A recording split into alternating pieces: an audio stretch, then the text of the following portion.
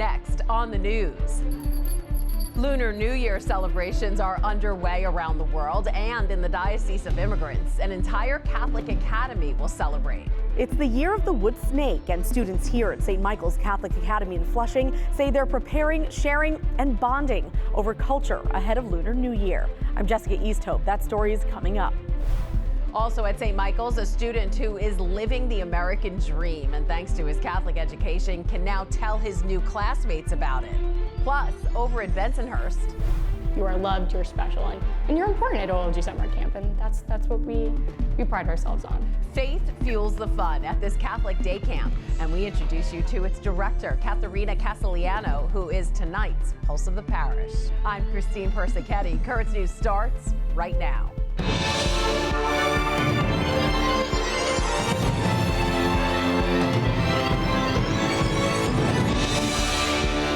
On Wednesday, billions of people from Asian cultures across the world celebrated the Lunar New Year.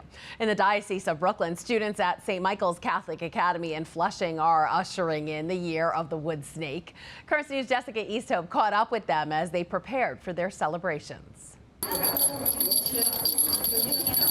This dragon's body stretches the length of the gym at St. Michael Catholic Academy in Flushing. And the lions shake and pounce. Both are operated by students and part of a Lunar New Year celebration. You get to bond. It's like the lion brings you together, just like how the lion brings everybody together for the New Year's celebration. 8th grader Taryn King is participating for the first time and has already made lasting memories. It teaches me to learn about other people's cultures. It also helps you make a lot of friends. St. Michael's, located in the heart of Flushing, embraces Chinese culture all year round. But assistant principal Sister Martina Ho says this is their biggest event by far. After they leave St. Michael, they will say, oh, I learned a lot of different culture from all over the world. It's very important. We created all the opportunity to let them to have such experience. In addition to the lion and dragon dances, there's a traditional girls' fan dance. 8th grader Genesis Lynn sets the pace and the tone. Part of cultural appreciation is sharing it with others. I'm always proud to be Chinese, so it's not just this, just boosts the confidence a bit more. The students have been practicing for more than a month. The dragon dancers with Hen Wai Sang, the Grand Master for the Asian United and Cultural Exchange Council. I'm always excited with when I see the kids learning the dragon dance and lion dance because it's part of our important culture. 2025 is the year of the wood snake, representing wisdom, adaptability, and intelligence. It promises profound shifts in growth and creativity. It's going to be a lucky year. Everything should be moving forward to a good way. Lunar New Year is celebrated on January 29th. In Flushing, Jessica Easthope, Currents News. Students will perform in a community parade throughout all of Flushing, starting at the 109th Precinct at 11 a.m. on February 1st. The kids from St. Michael's will perform again February 5th at 6 p.m. at St. Michael's Church in Flushing. How fun. Brooklyn Bishop Robert Brennan is joining in on the Lunar New Year blessings, sending out this message as the chairman of the U.S. Conference of Catholic Bishops Committee on Cultural Diversity. He said, quote, "This year, the year of the snake, can be a time of change and renewal, coinciding with the Jubilee Year, in which we are called to be pilgrims of hope, people who are constantly being renewed along our faith journey through the power of the Spirit at work within us.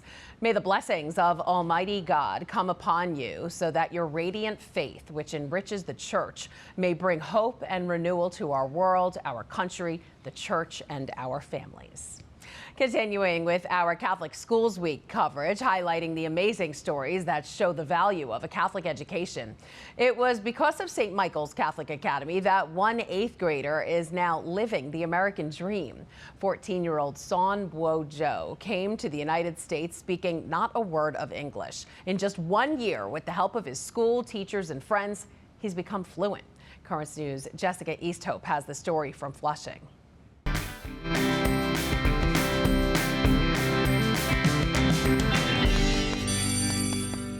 How did you get 3x from?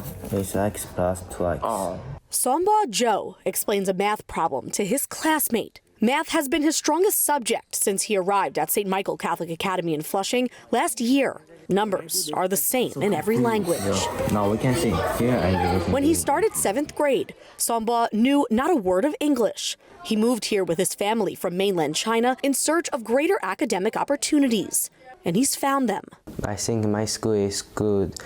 It have good study and have a good friend and it have good lunch, so I like here. St. Michael's Mandarin and English dual language program allows Chinese students to thrive. And Principal Philip Hyde says the school employs coaches that develop inclusive strategies to bridge the language gap for everyone. After you repeatedly utilizing the same strategies over and over again, it clicks. And then when it does click, the sky is the limit. Today, Songbo is nearly fluent. You should be so proud of yourself. Night and day is how Patricia Marsala describes the progress. She says she's never seen anything like it in her decades-long teaching career. He studies hard, works hard, does all the homework, does all the assignments. He's a complete delight. Though Songbo gives a lot of credit to his teachers, he says it's his friends who have kept him afloat in class. And I can understand what's that mean, and I have some question asked him, and they said, okay, no problem, let me tell you what's that mean. So they help me speak English. Faculty say Songbo's success is a testament to not only his hard work, but the power of Catholic education. Where they feel supported, where they feel challenged in a healthy way. It's just the kind of family we are here. I am so proud of us. And that needs no translation. In Flushing, Jessica Easthope, Currents News. To enroll your child in a Catholic school, just visit catholicschoolsbq.org or call 718-965-7380 for more information. Be sure to follow Currents News and the tablet for continuing coverage of Catholic Schools Week and the amazing ways Catholic academies are enriching students across the diocese. It's been a few years since Our Lady of Guadalupe in Brooklyn was forced to shut down its school. But in the summertime, kids are flocking to the Bensonhurst Church for camp. And because of that, they're coming back to the parish in other ways, too. It's all thanks to the hard work of camp organizers, especially its director. And tonight, she is our pulse of the parish.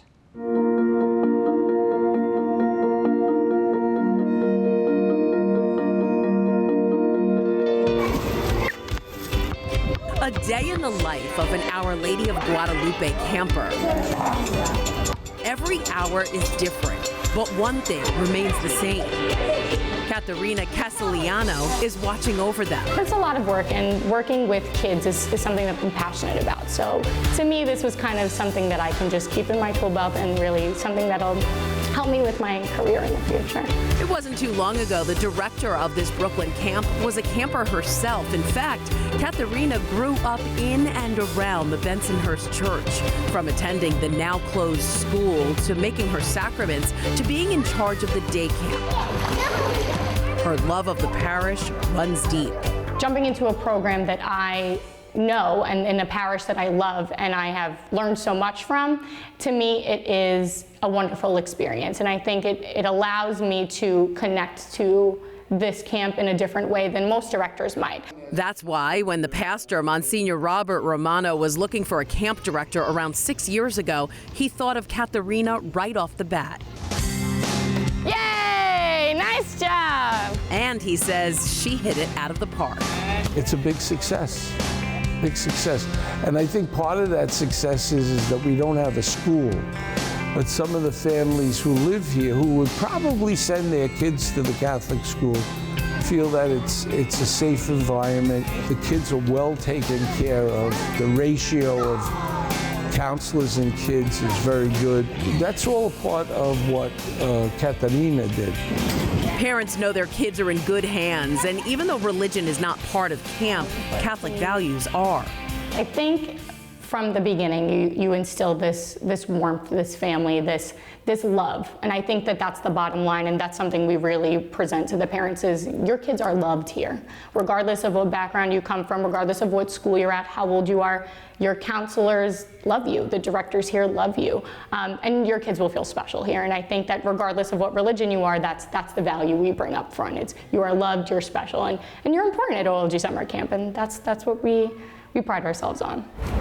Katharina's other job when summer's over is teaching, but she starts organizing the camp way before summer begins, months in advance, in fact. She has to make sure she covers all the bases, and all of her efforts have been a slam dunk. For me, this is, another beautiful gift that God has given me in my life, and I'm grateful for it. As long as they'll have me, I think I'll be here. It's hard to not want to be here. And now you know Katharina Casiliano from Our Lady of Guadalupe and how she makes up the pulse of the parish. Joining us now with more about the parish of Our Lady of Guadalupe is the pastor, Monsignor Robert Romano. Hi, Monsignor. Hi, Christine. Good to be with you. I'm so glad you're here. Now, Katharina stressed to me this is not a one-woman job. She has a co-director. She has amazing counselors that help her. But how has her work and the camp itself helped the parish? Well, I think one of the things is the whole idea of the children that we have in religious education have been coming to the camp. What's happened with the summer program, and we also have a deacon and his wife and daughter who are very involved in religious education, and our deacon has brought in a lot of the children to be altar service.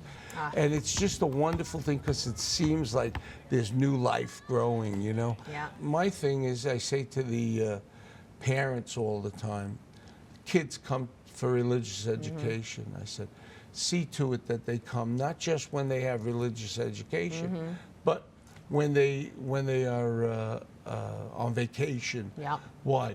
These are the future of the church. Yep. Without them, there won't be a church. You're talking about the future. Let's talk a little bit about the past. I know the parish was founded in 1906, and the demographics were a little different back then, as is the case in the whole diocese. Tell me about that. What were the demographics then, and what is it now? Who fills your pews? At the beginning, I think it was Irish and German, and it has moved into Italian. Yeah. And now it's moving into Hispanic. People from Mexico, people from Ecuador, Guatemala. And the whole Spanish life of the parish has taken a big jump. Sure. And, we celebrated Our Lady of Guadalupe recently, and we had not a bilingual mass or a trilingual. We have four linguals. I don't know what they quadrilinguals. Quadrilingual, maybe. And we had English, Spanish, Italian, and Polish. And because there are a lot of Polish families that have brought their kids to the religious education, and so it's wonderful. Yeah, that's you nice. see that life, and I'm very happy about it and pleased with it. Last thing I want to ask you about is the Our Lady of Guadalupe statue that's in your church. I know there's a papal connection, so tell us that story. I have a friend that asked me one day, he said, do you have a statue of Our Lady of Guadalupe? I said, yeah, certainly we do. We have about 6 of them. So he said, when the Pope was coming to Madison Square Garden, the gentleman who was putting the whole thing together, they had a company. He had ordered a statue of Our Lady of Guadalupe, and it wasn't coming. And so they got in touch with me, and I said, yeah, sure, I'd be happy to do it. And I said, but you got to be sure that you don't break it. Well, bubble wrap, those white peanuts and everything. They took the whole thing and put it there, and the Pope said Mass, and I mentioned to Cardinal Dolan, I said, that statue is from my parish. And he said, how did it get here? I said, by truck. And he says, no. He said, how did your statue from the Diocese of Brooklyn get to the Archdiocese of New York? I said, well, what can I tell you? Oh, he's jealous. We're ahead of our time. That's right. That's exactly it. Well, I love it. And you have the picture there of the Mass and all that. It's so special. It was a blessing. So special. Blessing, yeah. All right, Monsignor Robert Romano, thanks so much for being here. Thanks for having us. All right. And before we go, do you know someone who is the pulse of their parish? Email us their story at newstips@desalesmedia.org or call our 24-hour number 718-517-3122. And that is this Currents News Update. I'm Christine Persichetti. Thank you for joining us because we are putting your faith in the news. Hope to see you again next time.